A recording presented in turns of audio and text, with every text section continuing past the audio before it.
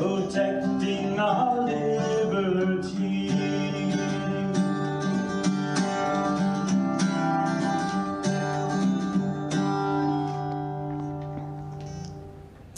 Hello and welcome to another episode of Your Right to Know, brought to you by the Fitchburg Republican City Committee.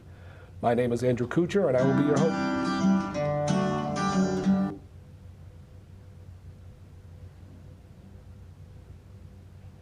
Hello and welcome to Your Right to Know, brought to you by the Fitchburg Republican City Committee. Tonight I will be your host and I'll be flying solo tonight as Mary Lotz will not be joining us this evening. My name is Andrew Couture. And we have a panelist show this evening. We have Aaron Packard, MassGOP Committeeman. How are you, Aaron? I'm doing pretty well, Andrew. Thank you. And we have Lorraine Rudd, the Lunenburg treasurer. Is that correct? Of the Republican Town Committee. Of the Republican Town Committee. And Peter Angelini, City Councilor of Ward 5 of City of Leominster. How are you? Wonderful, Andrew. Pleasure to be here this evening. Thank you, and thank you all for attending. Thank you. So this show is going to be not only kind of a brief review of the election that we just got through. By the way, Happy New Year to all of our viewers, as this is our January show. So we're going to talk about the November 2023 election very briefly in regards to the city elections. But we're also going to be talking about the big one, the one that's coming up in 2024, presidential election. So this should be a very interesting show. So first of all, I'd like to start the show. Pete, how was the election in Leominster? Well, as usual, Leominster had a couple races that were contested, and spirited campaigns were waged. However, I was really shocked by the low turnout. I mean, in my particular race, the Ward 5 race, the turnout was sub 15%, which is alarming, quite frankly. And people, you know, it's unfortunate when you talk to people. They're angry, they're frustrated with their economic position, and but yet they don't turn out and vote. And I think that's actually kind of typical, because in Fitchburg, I mean, we had an unusual election in Fitchburg, let's face it. Yeah, we did. We had a big mayoral election between Mayor Steve DiNatale and City Councilor Sam Squalia. So that really drove out the vote in Fitchburg. Also, I had a contested race in Ward 3. That also drove out the vote. I think we did have quite the impressive turnout, in my opinion. Yeah, we had pretty good numbers here in Fitchburg. But I honestly, and I was actually discussing this with a couple of campaign workers of mine in regards to people being frustrated nationally, and it also affects the local elections. You know, of course, you know, we don't raise the taxes from nationwide. You know, we're only responsible for our individual cities. But when people are frustrated nationally, it does trickle down. It's home to the everybody's pocket. Everybody's pocket. Yeah. Everybody. Do you think, just as the panel, do you think that that's an accurate statement about either the general malaise of the general public, or people being angry and just saying, you know, look, my vote doesn't count? Well, listen, I mean, I've heard people constantly and consistently tell me my vote doesn't matter. It doesn't matter what I do locally. It doesn't matter what I do on the state or national level. And for someone who's engaged in trying to make our communities flourish and make them better, that's really frustrating. And I've heard people tell me that they didn't register to vote because they don't want to be called for jury duty. So, I mean, obviously sometimes personal responsibilities should trump maybe your personal self-interest, so to speak. But I think, I don't know what's going on in our school systems, but I mean, when I was younger, civics and the whole American experiment and the constitutional republic, the entire, you know, that was core to our educational experience. Absolutely was. And today, I think that's missing, unfortunately. It is most definitely missing. I mean, my youngest daughter and my oldest daughter, they went to Catholic school, so they did get civics. I don't think they really, you know, concentrate on civics. Yeah, it got switched to social studies. Right. You know. And so a lot of our youth, including the generation just prior to mine, I'm 50.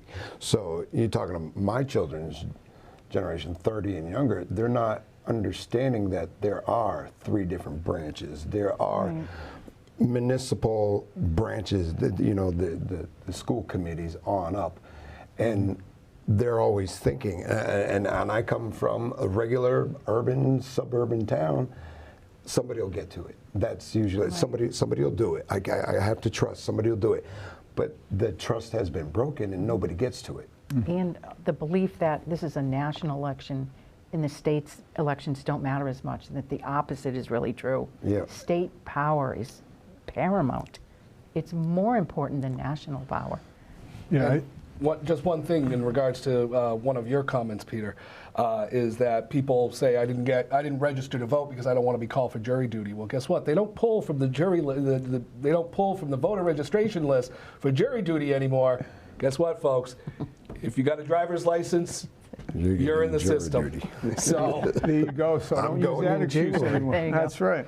So, but anyways, you know, I think we had a very spirited election season, you know, and both in Fitchburg and Leominster, you know, there are a lot of issues out there for both cities. In fact, just before we started the show, Peter and I were talking about, you know, traffic issues in regards to going from one city to the other, and I think that's, you know, something that we should definitely look at going forward in this term. Well, a lot of people are holding back to registering or even voting because of concerns of possible fraud, voting fraud. I mean, just up in Lowell area, they were, you know, caught on camera pickpocketing the mailboxes of ballots and stuff. So there's an unease with voters. You know, some of them want to just remain independent, unenrolled, because they don't want to be labeled either party. Either party seems to be destructive. And unfortunately, that's spreading. I know friends that are saying, yeah, I'm switching back to independent, so I'm not bothered by either side. Massachusetts, very high, 60% or more are independent voters. So let's talk about the big matchup now, the one that's coming. Let's call it the title bout. Okay, we have the presidential election coming up in 2024. Of course, you know, we're recording this, you know, just before Christmas, so you're going to be seeing this in January. When do the caucuses and the polls start running? Isn't it in March of in New Hampshire? New Hampshire is January. Is it January? Okay. Yeah, it's That's their first in the primary. nation. Super. Okay, but I thought Utah goes first. No, it's Hampshire. always been New Hampshire, and They hung on. they're for the month of January. That starts it off. As soon as Our next door neighbors. Yeah. Yep. As soon as Christmas is over, Yep. you know, that's when the presidential election starts. Yes, Pete. We'll be waiting for the results from Dixville Notch. Yeah. That's right. That's the spot. First. So I'm fond of that area. Did a lot of hiking up there. Good people. So, what do you guys think? You know, if you look at the national polls, it appears, you know, it's going to be Trump versus Biden. You know, round 2. Are we going to see the same type of race that we saw back in 2019, or what do you guys think? Highly doubt it. No. Nothing even close No. to the previous election. If Biden even is able to cognitively continue past this winter, you know, that's the big question. he'll But make it. yeah, Trump's numbers are absolutely gigantic. His biggest lead in his entire career has been just over the past week. You know, so it's Trump against who? That's going to be the question. Well, as I brought it up, you know, earlier, is that there's at the end of the recording of this show, there's going to be a national debate between Gavin Newsom and DeSantis. Do you guys think that this is maybe like the title bout, just in case the two big guys for some reason drop out? I don't think Biden will continue on as the candidate. They'll bring out the new one later on in the summer when they have a shorter window. But see, that really creates a problem, because there are time limits where you have to get on the ballot in certain states. Right. The DNC will make it work for the person they choose. What do you Well, by think, the time this show airs, Andrew, I suspect that articles of impeachment will be brought forward in the House of Representatives. That too. Speaker Johnson brought that topic up today. Obviously, in our system of justice, at least on when we're in control, you're innocent until proven guilty. But I think the evidence, Unless you're Trump. exactly. Well, that's why I said, yeah. If you're us, we respect that. This party. But I think the evidence that I've seen Representative Comer and Representative Jordan introduce in the Judiciary Committee and has just been overwhelming. I mean, it's very difficult to account for $40 million in Chinese money, with the Chinese money directly correlated with the CCP. And then you see the insane Biden administration energy policy where we draw down our strategic petroleum reserves to 10 or 12% of capacity to try to keep gasoline prices relatively stable during this election cycle. And now you see the Saudis cut and OPEC members cut production. So we're in, And they sold our reserves, and the good too. Lord has blessed us with boundless resources. We've got 200 years of proven natural gas reserves right under our feet, as close as Pennsylvania. So you have to ask yourself, what is driving this policy? I mean, we've abandoned what's traditionally been called continuous base load at our power generation plants. And now this administration, through the EPA, the long arm of the administrative state, is shutting down those continuous base load, and we're opting for wind and solar, which are not continuous base They're load. not at all. You don't get 24 hours of sun, and you don't get 24 hours of wind. So we're putting ourselves in a very precarious and vulnerable position on the international stage. And I think that if we survive the next 12 months without a major incident, I'll be extremely grateful. Well, I mean, you talk about, wind and solar. I mean, and those are, they call it sustainable energy, but it's really not, because solar panels have a shelf life. Absolutely. And even wind turbines have a shelf life. And they end up in a landfill. Right, and some of those things So how environmentally safe is that? It's not. Well, if you call yourself Lunchbox Joe from Scranton, Pennsylvania, and you're for the working guy, how does the working man or his family or her family benefit from rising energy prices? And again, there's no reason for it. We invented fracking. We've been leaders in technology to extend gasoline mileage and energy efficiency programs. So we should be in a position where we're driving world economic policy, not the Chinese Communist Party. And we were just 3 years ago in that position. We were economic leaders, Right. and it's just plummeted over the past couple of years since most of the bureaucratic offices of this administration have taken over and given or sold away our resources to foreign countries. In addition, Trump allowed, pumping and drilling and whatnot into, to get our natural resources. As soon as Biden got into office, he shut That was it his all first down. order, was shut it down. And now. what happened to the gas prices at that point? Doubled. Let's look at, I think what was a transformative point in the Biden administration was for their claim that they didn't know that the Russians were going to invade Ukraine, when clearly we have signals intelligence the best in the world. And I find it hard to believe that our intelligence agencies were unaware of hundreds of thousands of Russian troops and tanks massing on the Ukrainian border. Exactly. The administration claims it was caught by surprise. But let's face it, you can't really blame the Russians, can you? Because if Mexico and Canada were enemies of ours, and some may say that they are, but if they were to join an anti-NATO coalition with our enemies and place missile batteries on our Exactly. borders, we would probably react the same way that Russia did. But they used that provocation as an excuse to say that's what's causing rising inflation. Nonsense. The inflation was rising long before the Russians invaded Ukraine. Yeah, it's And overspending. it comes from Period. money printing. Yeah. Right. The Federal Reserve keeps printing money. We're borrowing money from the Chinese, but now we've gotten to the point where no one wants to buy our debt anymore. Absolutely And not. we used to be a major exporter of tangible goods and technology. The Now we're an Treasury exporter bond of bad debt. sale just went way down this past week.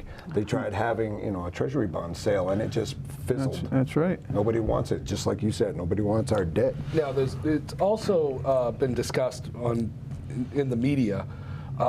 Would the invasion of Ukraine happen if we had President Trump again when Never as would have president? happened. If Speculation? No. He would have. Zelensky had 3 opportunities with Putin to settle it, and he blew every opportunity, and they went to war. Who takes on Russia? I don't know what he was thinking. He's actually a war criminal at this point. He destroyed his country. It's very sad. I feel bad for the Ukrainians. It's not their fault. Andrew, what I find interesting about that question that you just posed is that if you recall, President Trump was the one who actually was able to get NATO members who were delinquent in their membership dues, all right? He got them to ante up. He said, because if you're not going to pay, you're not going to play. We're not going to protect you. I mean, we fought, we left a lot of blood and treasure in Europe during World War II. And, you know, we've got a lot of skin in the game over there already. And I think that it's up to the Europeans to deal with some of these European issues. Right. No, Brussels that's a isn't coming great up with the point. kind of money that the American taxpayers have thrown at Right. Ukraine. And again, the media and the administration wanted us to believe that the Ukrainians were going to beat the Russian army. And I mean, anyone who knows anything about military history would disagree with you. But again, we're just bombarded with propaganda day and night, and unfortunately, a lot of people buy it. Yeah. Well, Media controls the minds. Well, that is a good one, Aaron. I mean, you look at what has happened since Biden's been in office. You got Ukraine, you got Israel, you know, and I mean, there's talk about, you know, Taiwan and China. I mean, they were all saying, "Oh, Trump is going to get us into World War III," but they said that with Reagan. They said that with Bush. They said that with W. They said it under Trump. It just seems like the media, any Republican that gets in office, they're a warmonger. Yeah, and but it's yet their you see the hostilities transpire under the Democratic regime. Right. The one presidency, no wars, President Donald Trump. We saw during the Iraq and Afghanistan wars, we saw far too many American soldiers return home, soldiers, sailors, airmen, and Marines, missing limbs. And that's a result of improvised explosive devices, penetrators, that were supplied by Iran. And through Qasem Soleimani, who President Trump had the foresight to eliminate, take them off the battlefield. And when that was done, I recall the media speculation that all hell was going to break loose in the Middle East, but quite the opposite happened. It's Iran simmered. went back into hibernation. They weren't the bully anymore. But as soon as they saw weakness here on the American foreign policy front, they exploit it. And I think that should be a lesson to future leaders. They're funding Hamas, who, you know, invaded into Israel. Yep. I mean, yeah, they're just emboldened because we have a weak. So that's going to be on top of the ticket is our homeland security, first and foremost, along with our economic values. Well, speaking about you know, the border security, I mean, you know, as soon as Biden got in, he opened up the door. Now we have people coming in from China, not just from, you know, the South and American they're not regular countries, civilians China, either. Africa, the Middle East. Every country. Every country, they're coming over and they're just walking right over. Criminals and terrorists that were put on the list have slipped by, and there are millions released. Not just a few hundred, not just a few thousand. It's been millions. It's insane. The amount of civilians that have, I mean, the amount of illegal immigrants that have come through our borders, there is like the population of 3 small states together. It's insane. And now, how do we take care of this? Do we search and seek out all of them and return them? Of course, that'll be our dime.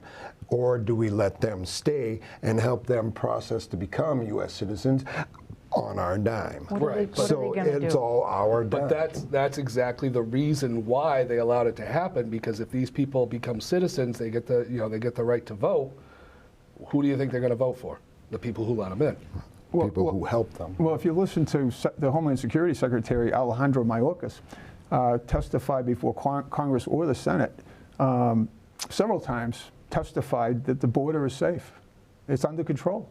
And clearly, that's not true. I mean, you have to be blind not to know that How that many is... senators and congressmen have you seen have actually made visits there with video and said, this is outrageous, it's absolutely wide open? Chaos. Yeah, and the Chinese play the long game. So you see the Chinese folks that are coming, they're military-age men. For all we know, they're special forces in the Chinese military, the People's Army. And they're just waiting at some point to attack our infrastructure, which we were very vulnerable, by the We're way. extremely vulnerable, especially the electrical grid, extremely vulnerable. Water supply. I mean, Water supply, it's- yep. yeah. But now let's look at, we have, of course, we live in Massachusetts. We have sanctuary cities here. And now, because of the migrant crisis, they have them all coming, to these sanctuary cities in New York, California, all over the country. And now they're screaming for the federal government, well, we need help. Right. We need help. Well, you know what? You made your bed, you lie in it, you got what you asked for. They should be the ones cleaning up, but it's us civilians, us regular population, not in a paid elected position, The voters, that has to pull the boat. the voters did not elect their representatives to be doing this. No. Not their mayors, not their governors, none of it. We don't want this. These people coming in, what are they going to do for jobs? What do we have for them? Well, now the next question is, we've talked about the problems that we had under Biden. Do you think the American public has their eyes open now to be able to say, are we better off than we were 4 years ago? I'd say 60 to 70% of Americans are absolutely have switched, saying we were better off before the feel it. Biden administration. They feel the pain. $1,000 a month is gone in right straight into inflation, gone right out of your house. But I don't know if they connect it to candidate. They need to. They need to get a conservative in, a strong man, who I think is Trump is the man. He's the political outsider. He's already proven.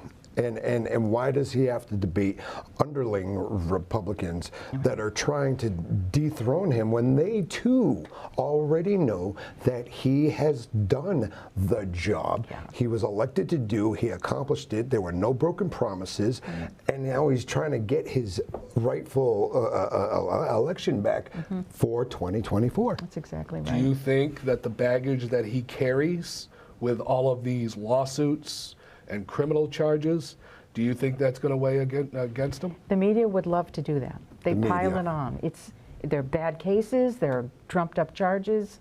They're all going to fall by the wayside. And one by one, they are. They are. They're falling starting to fall. aside. I think a template to look at for that question would be, look at the two occasions that they indicted former President Trump. Russian collusion, which is proven to be a hoax. There's no question. No one questions that any longer. And the other one was the phone call with Zelensky, where He released the transcript of the phone call just to show that everything was above board. That's right. So based on those prior transgressions against President Trump, I think the majority of the population, not just Republicans, but independents and moderate Democrats, see that it is indeed a prosecution. It's an abuse of the Justice Department powers, and it's, quite frankly, un-American. Yes. And I'm ashamed and shocked at the behavior of this Justice Department, and including the FBI Director, Wray. And I know there was we were going to talk a little bit about how this campaign all plays out, but Chris Christie just recently said that he's in it to the end. He's not getting out. And It was 2 or 3% in the polls. and he was the one was on the transition team for Trump's after the inauguration, and he brought Christopher Wray into the Trump administration. Yes, I read that. Yeah. So it's all payback for So getting what do you think about the lawsuit in regards to the overvaluation of Mar-a-Lago, where he's already been determined that he's guilty of it?